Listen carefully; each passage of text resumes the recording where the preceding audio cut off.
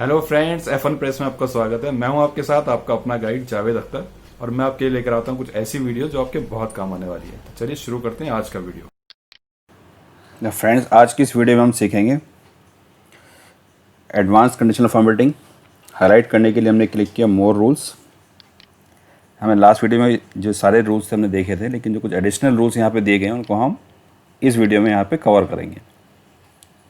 ठीक है, sales value, text, फिर बिटवीन, नॉन बिटवीन, जितने ऑप्शन यहाँ पे दिए गए सबको वन बाय वन देखेंगे। इसके लिए मैंने डेटा शीट ली है और वहाँ पे डी कॉलम के अंदर जो डेटा दिया गया था उसको मैंने सेलेक्ट कर लिया है।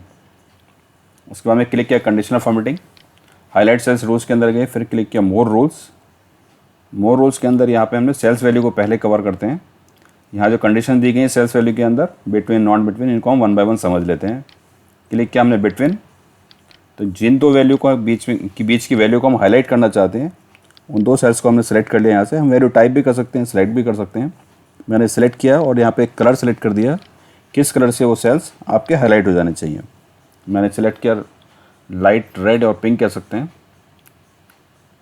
तो हम देखते हैं इस रेंज के अंदर जहाँ भी वैल्यू बिटवीन थी वो सारी की सारी हाईलाइट होगी। मैंने क्लियर की इनको, वापस क्लिक किया मोर रूल्स के अंदर, इस बार सेलेक्ट किया नॉट बिटवीन। ठीक है, सेल्स वैल्यू के अंदर, और मैंने चूज़ किया दो सेल्स। पहला सेलेक्ट किया मैंने यहाँ से D5 और D7 है। D5 D7 के बीच की जो वैल्यू हैं उनको छोड़ करके बाकी सभी हाईलाइट हो जाएं। किस कलर से हाईलाइट है उसके लिए मैंने क्लिक किया फॉर्मेट और चूज़ किया कोई भी एक कलर, सपोज को लाइट ग्रीन। ओके किया तो सभी वैल्यू जो इसके बाहर यानी कि बीच में नहीं आती हैं वो सभी सारी की सारी सिलेक्टेड कलर से हाईलाइट हो जाती हैं। इसको वापस क्लियर। अगर आपको मेरी वीडियो अच्छी लगती है तो थम्स अप दें। ऐसी और वीडियोस पाने के लिए सब्सक्राइब का रेड बटन दबाकर मुझे मोटिवेट करें। और हाँ, मेरी आने वाली हर वीडियोस को सबसे पहले फ्री में देखने के लिए बेल आइकन ज़रूर प्रेस करें। करता हूँ डेमो कंटिन्यू करने के लिए। फिर से क्लिक किया मोर रूल्स। इस बार हमने सेल्स वैल्यू के अंदर इक्वल टू चूज़ किया। किस वैल्यू के एक अगर कोई वैल्यू होती है, सपोज को मैं सेलेक्ट किया D6 और उसको कलर दिया यहाँ से ग्रीन, यानी कि जो वैल्यू D6 के बराबर की हैं वो सभी की सभी ग्रीन कलर से हाईलाइट हो जाएं। सिर्फ एक ही वैल्यू है इसलिए वही हाईलाइट हुई है। चलिए इसको क्लियर करते हैं, फिर से आगे बढ़ते हैं। कंडीशन फॉर्मेट के अंदर फिर से गए मोर रूल्स। इस बार चूज़ करते हैं नॉट इक्वल। सेल्स वैल्यू के अंदर मैंने कंडीशन चूज़ की नॉट इक्वल टू, सेलेक्ट किया D6 और उसको लाइट रेड कलर से हाईलाइट किया, यानी कि जो भी वैल्यू D6 के इक्वल नहीं है वो सभी की सभी इस कलर से हाईलाइट हो जाए। तो हम देखते हैं इस तरीके से हाईलाइट करने के लिए सेल्स को या डिफरेंट कलर से हाईलाइट करने के लिए डिफरेंट रूल्स दिए गए हैं। उन रूल्स के हेल्प से हम अपने टेक्स्ट को या अपने डेटा को फॉर्मेट कर सकते हैं। इस बार मैंने चूज़ किया ग्रेटर देन और यहाँ से कलर सेलेक्ट किया ब्लू, यानी कि जो भी सेल्स के अंदर D6 से ज़्यादा की वैल्यू है वो सारी की सारी इस कलर से हाईलाइट हो जाएगी। क्लियर किया इसको। फिर से गए सेम कमांड के अंदर, इस बार चूज़ किया लेस देन और मैंने यहाँ सेलेक्ट किया D7, यानी कि जो भी वैल्यू इस पूरी सिलेक्टेड रेंज के अंदर D7 से कम है वो लाइट ग्रीन कलर से हाईलाइट हो जाएं। ओके किया तो हम देखते हैं जो भी वैल्यू इस रेंज के अंदर D7 से कम की वैल्यू है वो सभी की सभी इस कलर से हाईलाइट हो गई हैं। मैं इसको क्लियर करता हूँ, वापस क्लिक करते हैं मोर रूल्स के अंदर। इस बार मैंने चूज़ किया ग्रेटर देन और इक्वल टू और सेलेक्ट किया D9, यानी कि जो भी वैल्यू D9 के बराबर हैं या उससे ज़्यादा हैं वो डार्क येलो कलर से हाईलाइट हो जाएँ। ओके किया यहाँ से, तो जो भी वैल्यू D9 से बड़ी हैं या उसके बराबर हैं वो सभी की सभी सेल्स इस कलर से हाईलाइट हो जाएंगे। इसको क्लियर करता हूँ, वापस क्लिक करते हैं conditional formatting, highlight cells rules, more rules के अंदर। इस बार चूज़ किया लेस देन और इक्वल टू, एक कलर सेलेक्ट किया और मैंने यहाँ पर सपोज करो सेल डाल दिया यहाँ से D8 एग्जाम्पल के लिए। तो अब जो भी सेल्स के अंदर D8 के बराबर की वैल्यू होगी या उससे कम वैल्यू होगी वो सभी सेल्स इस सेलेक्टेड कलर से हाईलाइट हो जाएंगे। क्लियर करते हैं इसको भी, क्लियर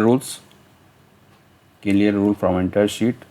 फिर से जाते हैं कंडीशनल फॉर्मेटिंग के अंदर। इस बार मैंने टेक्स्ट का डेटा सेलेक्ट किया है बी कॉलम के अंदर, वापस गए मोर रूल्स के अंदर और इस बार चूज़ किया सेल्स की जगह स्पेसिफिक टेक्स्ट कंटेनिंग $B6, यानी कि B6 का जो डेटा है अगर वो इस पूरी रेंज के अंदर कहीं आता है तो वो ब्लू कलर से हाईलाइट हो जाए। ओके किया तो हम देखते हैं इस पूरी रेंज के अंदर आंध्र प्रदेश एक ही जगह लिखा हुआ है, इसलिए एक ही सेल इसका हाईलाइट हुआ है।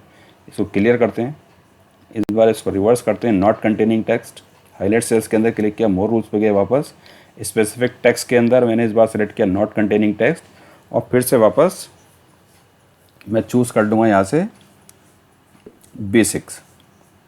ठीक है, स्पेसिफिक टेक्स्ट नॉट कंटेनिंग और फिर से चूज़ किया B6। फॉर्मेट के लिए कोई कलर सेलेक्ट किया, सपोज को मैंने क्लिक किया यहाँ से फॉर्मेट के अंदर,